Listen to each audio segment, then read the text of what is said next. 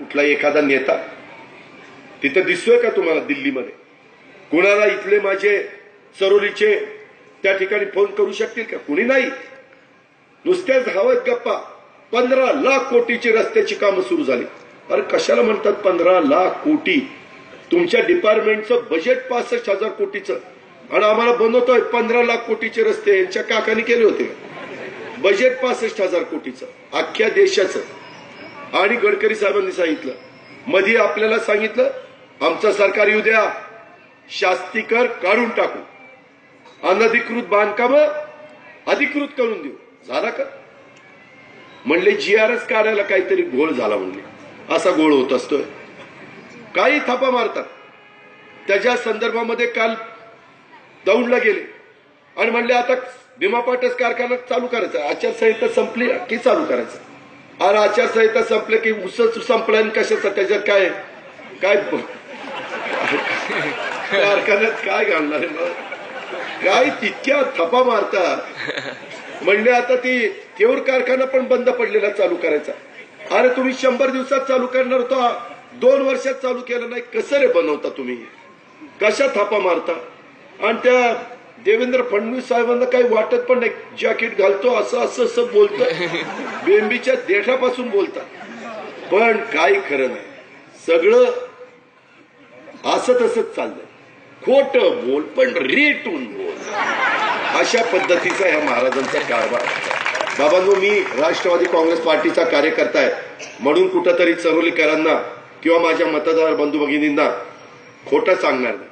कारण तुम्ही पुणे जिल्ह्यातले आहात, मी पुणे जिल्ह्यातला आहे. आपण जे काही आपलं बरं वाईट होणार आहे ते जिल्ह्यातच होणार आहे. ही लोक निवडणुकीपुरतं येतील, थातूर मातूर सांगतील, परत डुंकून बघणार नाही. मला सांगा, राष्ट्रवादी काँग्रेसची उद्या बहुमत झालं तर मी आणि माझे सहकारी हे सगळं पाहणार. कारण मी पाहिलंय, मी तुम्हाला करून दाखवलंय. मी त्याच्यामध्ये आमचा जाहीरनामा पण बघा. आम्ही हे केलंय, उद्याच्याला हे करणार आहे, हे आम्ही तुमच्या समोर स्पष्ट ठेवलंय. तसं उद्याच्याला जर खरंच 18 तारखेला शिवसेनेने पाठिंबा काढून घेतला तरी सरकार घरीच जाणार. पडणार आहे त्यांना 145 आमदारच नाही. कारण काँग्रेसच्या राष्ट्रवादीचे मिळून आहेत 83 आणि शिवसेनेचे 63 झाले 146. 300 का पक्ष झाले 149. एक माकप झाले 150. राहिलेले कसं काही सरकार चालवणार? तुम्ही नीट विचार करा. हे निव्वळ लोकांना सगळ्यांना या आमच्याकडे सगळ्यांना घेतलंय आणि काही काहींना तर वाऱ्यावर सोडलं. त्याच्यामध्ये शरद गेला का? शरद गेला, तिकडे गेला. नाहीतर त्याच्या देखत सांगितलं होतं किती पट्ट्या तिकडे गेला होता. मला तिकडं शिरूरमध्ये भेटला. मला असंच त्या दिवशी हुकी आली दुपारी. तिकडे जाताना मिसळ खायची. म्हणलं बघावी तरी इथली मिसळ कशी काय. ती कुठली? सरदवाडी. बस सरदवाडी. ही जातात खातात त्याच्यामुळे ती लक्षात राहिलं. तिथली भेळ पण चांगली असते, मिसळ पण चांगली असते. तिथं मला बघितल्यावर शरद भेटायला आलं. दादा, कारण मागं मी उपमहापौर केलेला. म्हणलं कसं काय चाललंय? दादा लय वांगाळ चाललेलं. मग कशाला गेला होता तिकडे चिकटायला? म्हणलं मग ये इकडं. नाही राव दादा, खरंच येतो. अक्षरशः तिथं गेलेल्यांना काही किंमत नाही, कुणी त्यांना विचारत नाही. आता हे आमदार गेले ना, त्यांना सांगितलं तुम्ही म्हणाल तशी तिकीट, तुम्ही म्हणाल त्याला तिकीट, काय काळजीच करू नका. आणि आता इथं काय झालं, भाजपच्या 3च उमेदवाराची पट्ट्या काम करतो.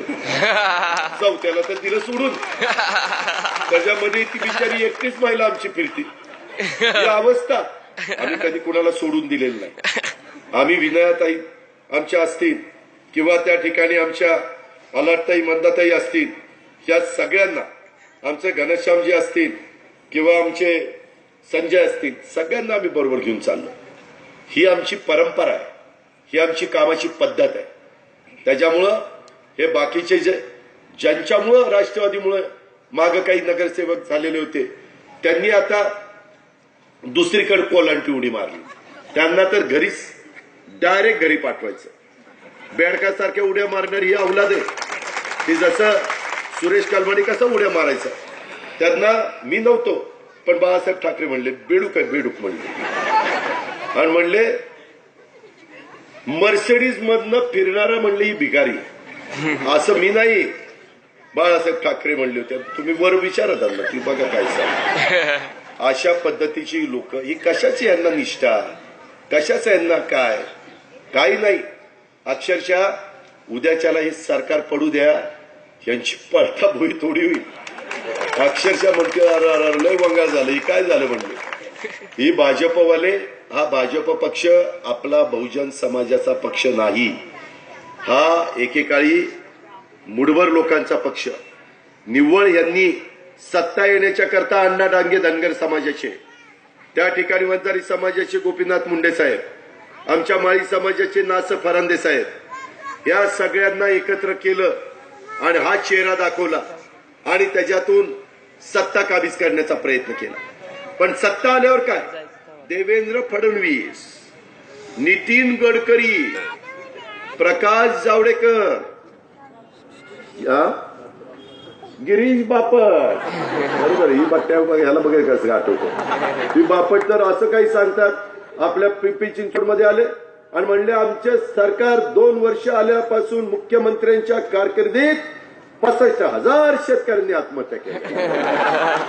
वारे बापटा, ही बापटांचं भाषण.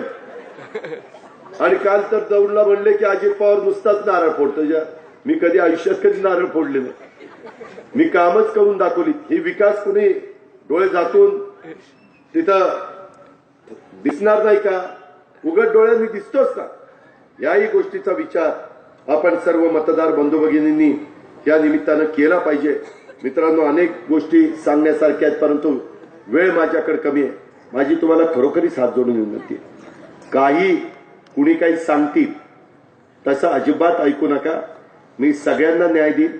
ज्यांना थांबवलंय त्यांना पण वेगवेगळ्या ठिकाणी आपण संधी देऊ, काहींना संघटनेमध्ये देखील त्या ठिकाणी संधी देऊ. परंतु एक कुटुंब म्हणून आपण आपल्या पिंपरी चिंचवडचा कायापालट केलेला आहे, त्याला कुठेही दृष्ट लागून देऊ नका. विकासाच्या पाठीशी उभं राहा, नाहीतर लोकांचा विकासावरचा विश्वासच उडेल. आज या लोकांनी काही केलं नाही, शिवसेनेचा नेता नाही, भाजप